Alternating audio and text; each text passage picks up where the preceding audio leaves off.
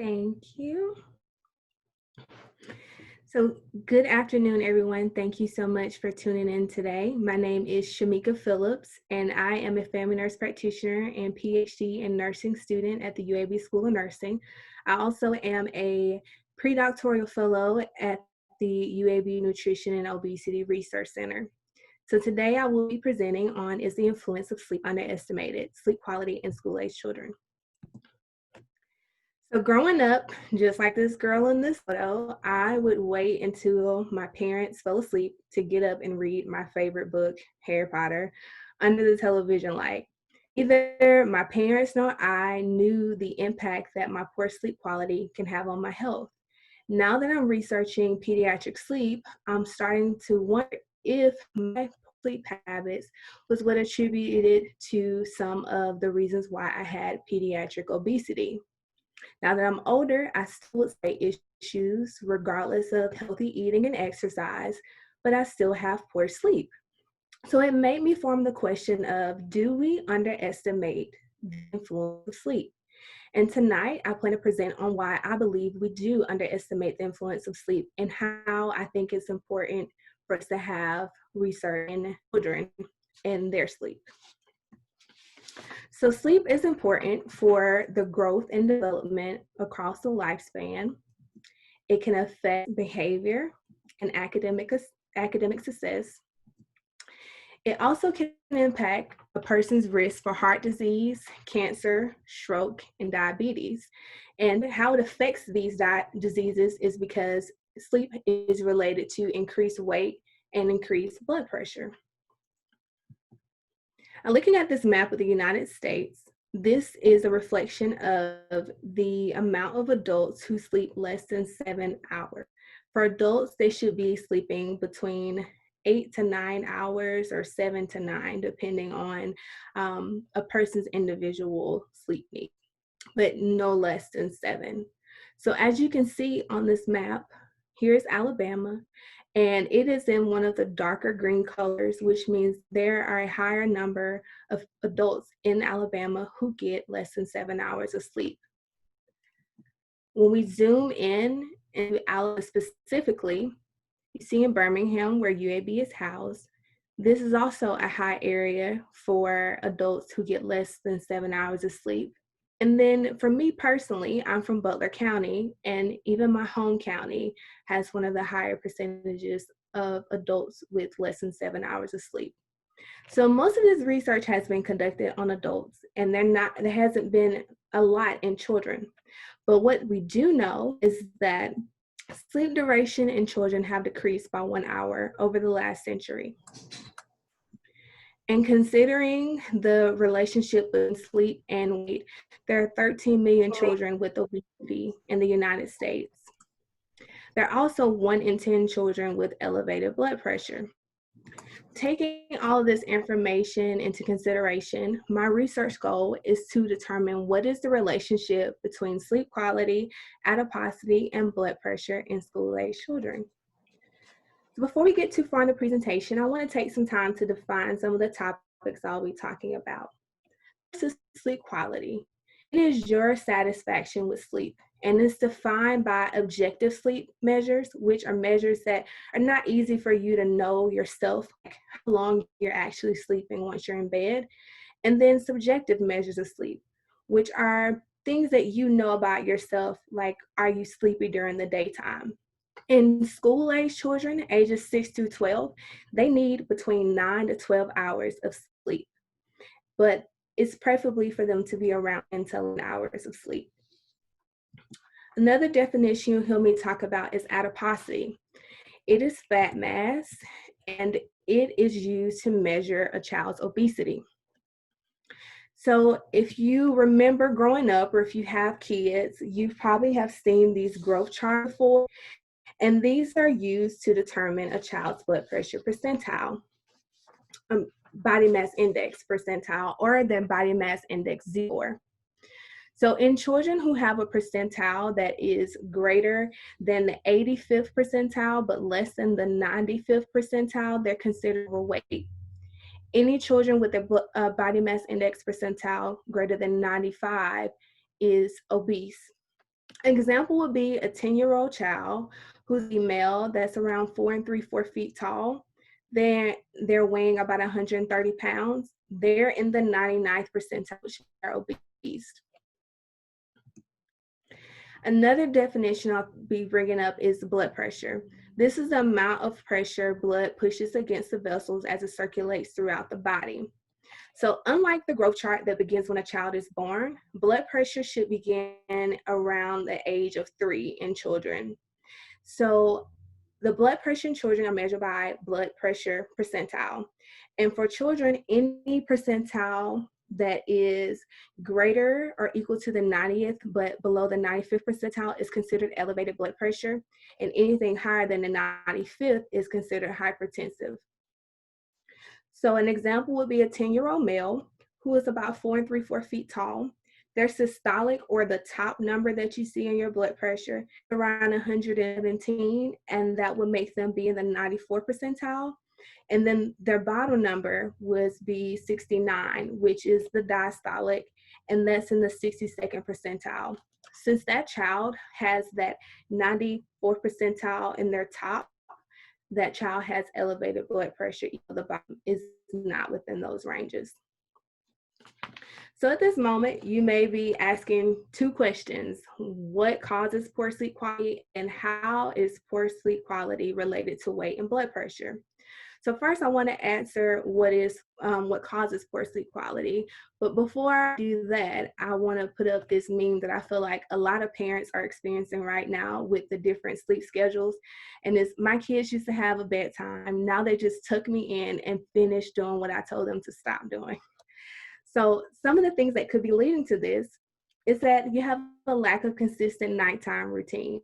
You want to try to pick a persistent bedtime that you tell your children to go to bed every night. It doesn't matter if it's the weekday or the weekend. You also want to try to schedule your meal times and also what time they'll be in their nightly baths. Also, you want to look at their sleep environment. It can be inadequate.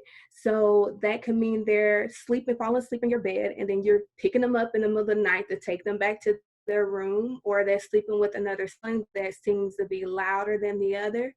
Also, there's a lot of noise outside or a lot of bright light coming into the room. And right now, everyone's transitioning from working at home to going back to work in your office setting.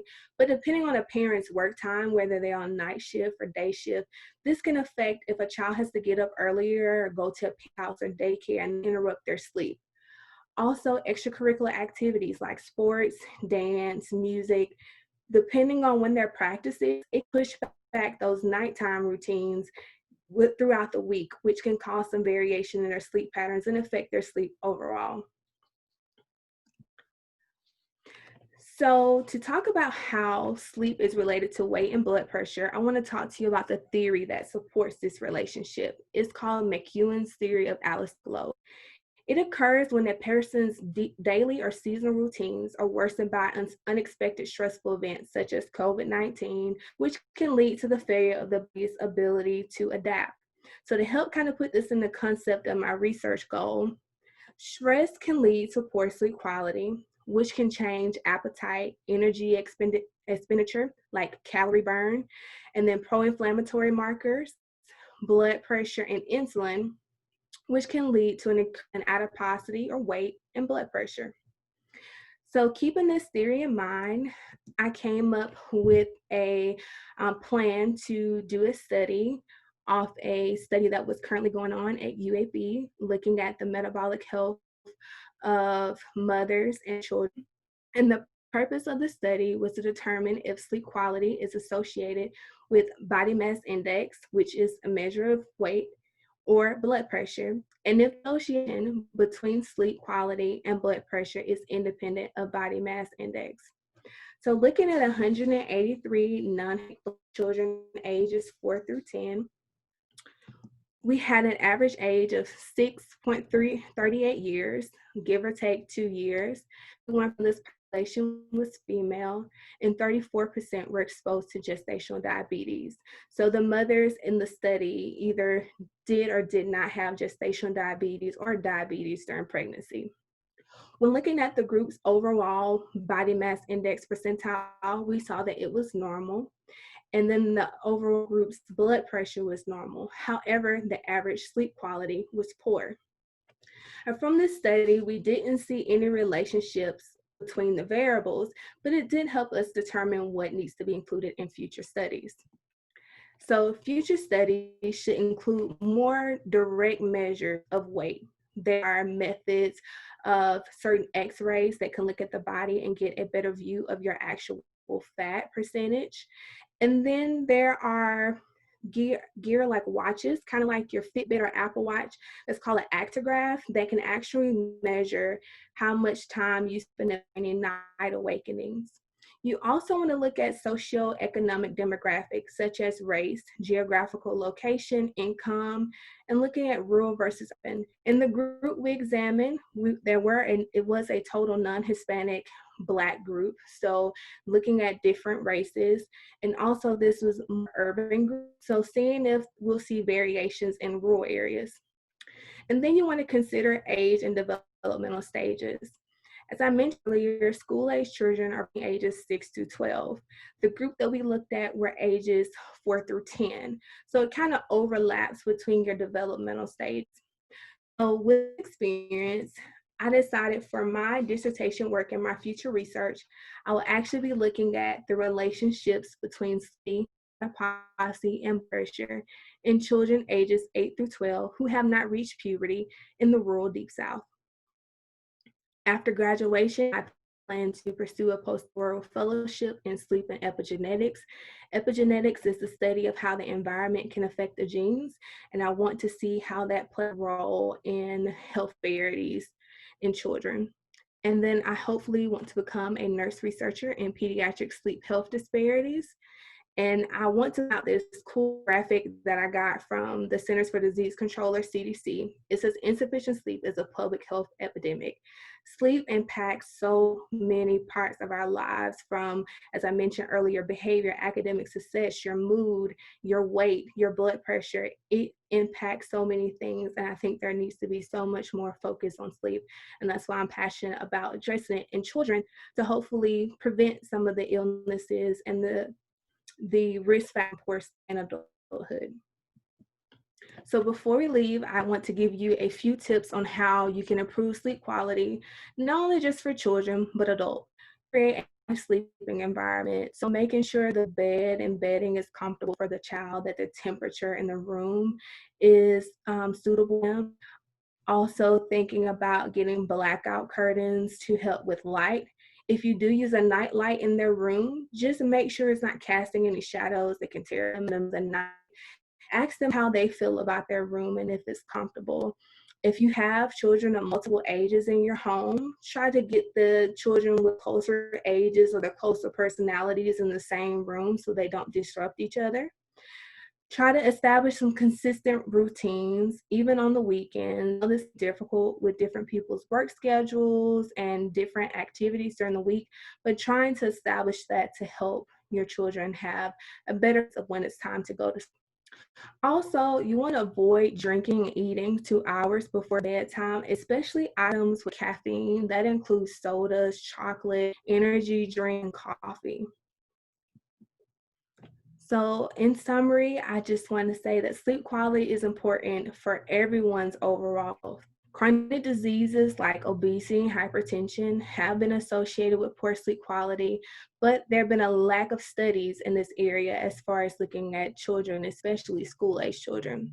Environmental disturbances like poor sleeping environment and inconsistent routines can decrease sleep quality, but you can modify them.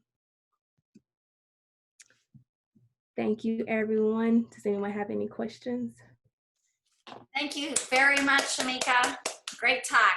So I know that Shameka would love to answer your question. So you can either put your question in the chat and Kim Eaton will help us with those, or I will, or you can just unmute yourself and ask questions. Okay, this is Barbara Gower here. Can you hear me? Yes, can. Okay, Hi, Barbara. Hi, great job, Shameka. So I'll start with the questions. And I know this is a layperson talk, so I think for a layperson, this was terrific. So I'm going to ask you a non-layperson talk because I can't help myself. But you didn't actually show the data. So you said that you didn't see any associations amongst the variables, but you didn't show the data. So I'm just wondering if I'm going to give you an opportunity here to expand on that, because I'd love to hear more about what you actually did find in terms of blood pressure. Particularly, I think that's fascinating that you're looking at blood pressure in these kids. Would you like to expand some more and say what type of analyses you did and what you did find? And also, as part of that, I'm thinking you don't want to tell people that sleep isn't important. It is important. So is it just that maybe you didn't see something because it's going to happen later in life? Are there other possibilities for why you didn't see it? So the first question is, just tell me a little bit more about your statistics and what you did and how you look at the data. And second, what you think actually is going on. Okay, thanks for the question, Dr. Gower. So looking at the data, we used bivariate correlations, just comparing the data to each other. First, at how sleep was related, if there was any relations between sleep and the child's BMI percentile. So we did not get any significant correlations with that. However, I mentioned earlier that the range was normal for the overall group, but we did see some outliers. So there were some kids who were at the percentile, which means that they were underweight. And then we had some children that were severely overweight. So I think that also put our average into being normal. And that's the same with the blood pressure that we saw. So with both of the analysis, just looking at sleep and blood pressure and sleep and weight alone, we did not see any relationship when looking at the correlations.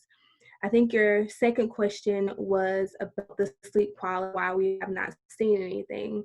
I think the developmental groups between the children was a big factor into it. So school-age children are between 6 and 12, and we had children below the age of 6. So all the reports that we got on sleep were parent reports.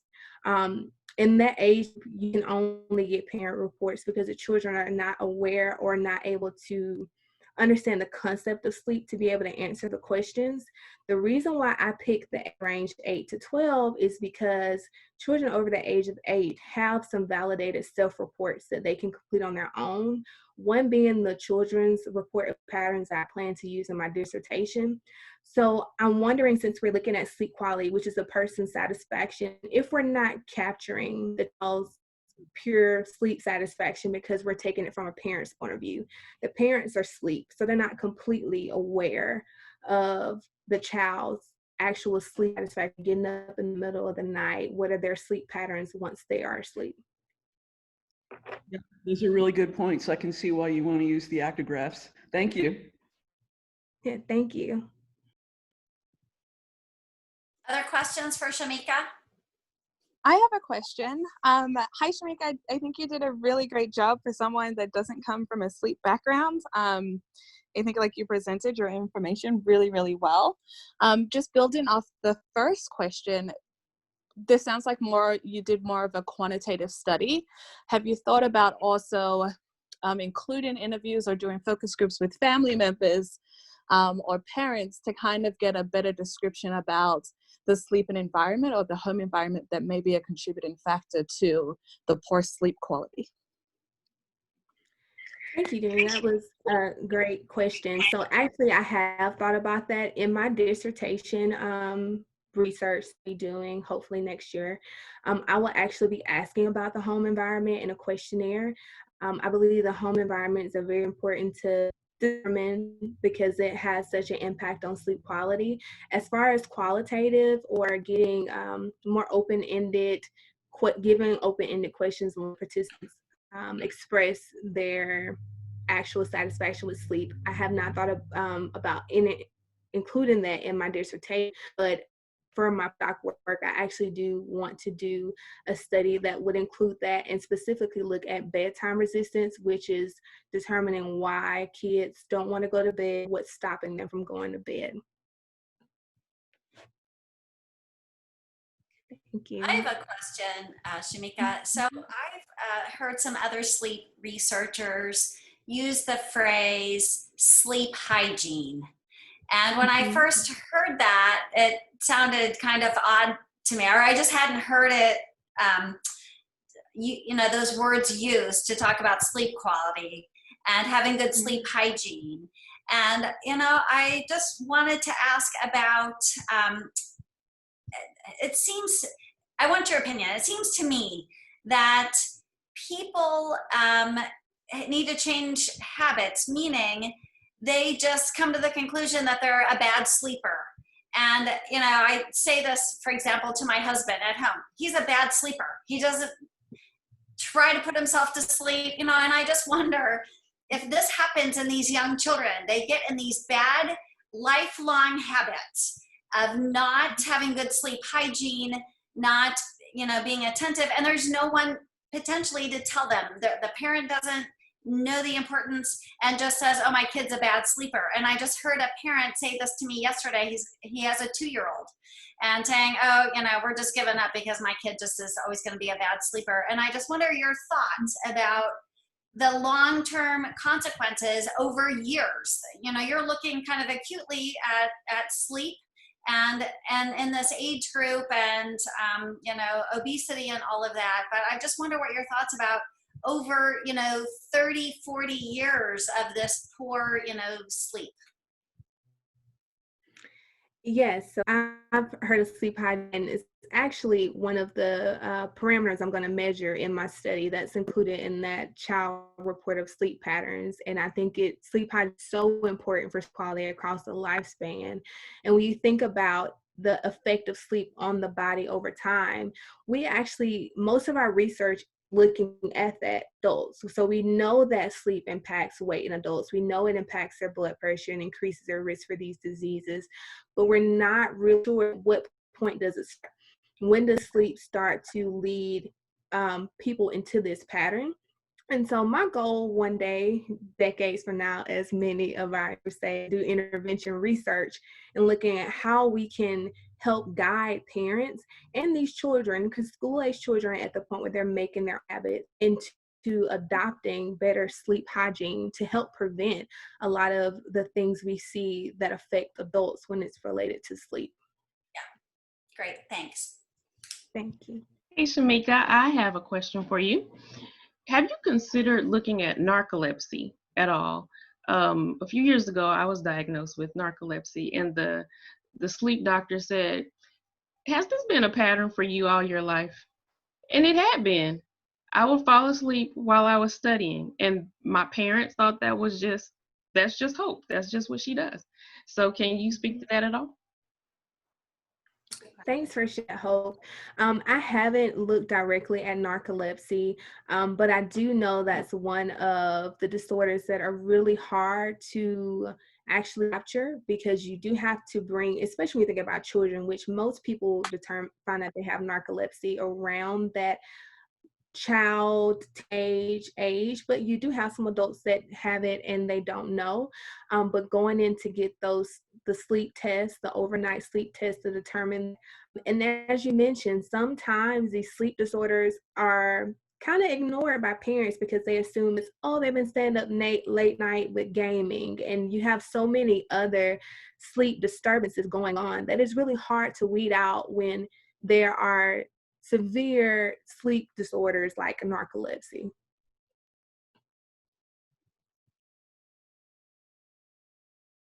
Other questions for Shameka? Hey, there's a question in the chat.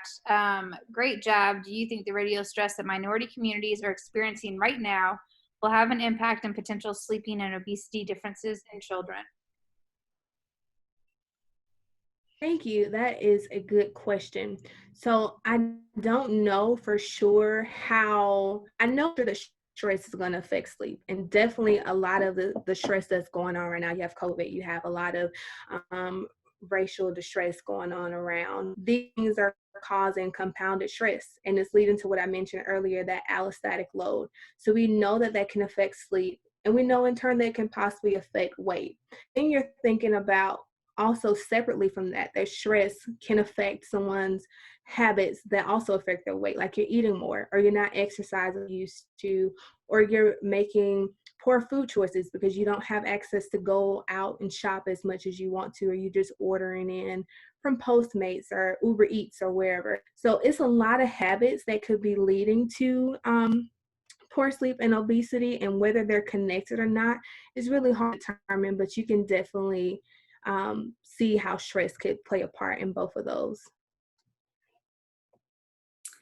Shameka, I'm particularly excited about one of your future directions with sleep and epigenetics. And, you know, I think there's a lot to be learned there. And I just wonder, what areas are you going to look at? Are there going to be particular brain regions, for example, that are involved in sleep? And have you thought about what particular signaling pathways or proteins that you might target? Yeah, so I'm still kind of exploring epigenetics all the way, but one of the things I do know I want to look at is the clock gene, which has been related to sleep. I have saw some models that support that the clock gene affects metabolism, or your body's ability to burn the food that you intake.